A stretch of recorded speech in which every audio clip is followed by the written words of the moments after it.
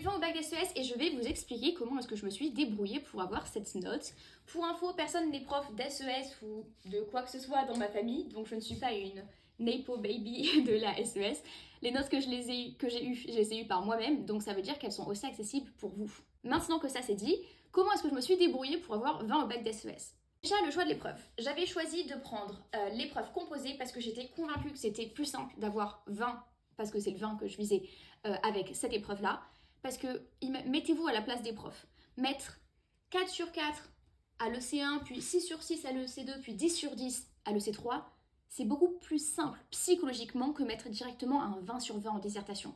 Parce que 20 sur 20, dans la tête d'un prof, c'est la perfection. Mais qu'importe ce que vous décidez de prendre entre la dissertation ou l'épreuve composée, le plus important c'est que vous soyez absolument convaincu que c'est avec cette épreuve que vous allez avoir la meilleure note possible. Personnellement, j'avais tellement poussé ce raisonnement que j'avais décidé d'absolument pas me préparer pour la dissertation.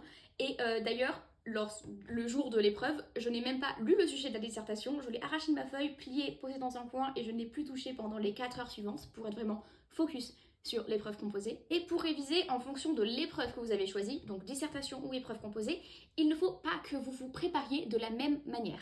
Pour l'épreuve composée, je m'étais entraînée à faire des OC1 et des OC3 en faisant des plans, pas en les rédigeant puisque ça prend trop de temps et c'est pas utile. Je m'étais entraînée sur la méthode pour les OC2.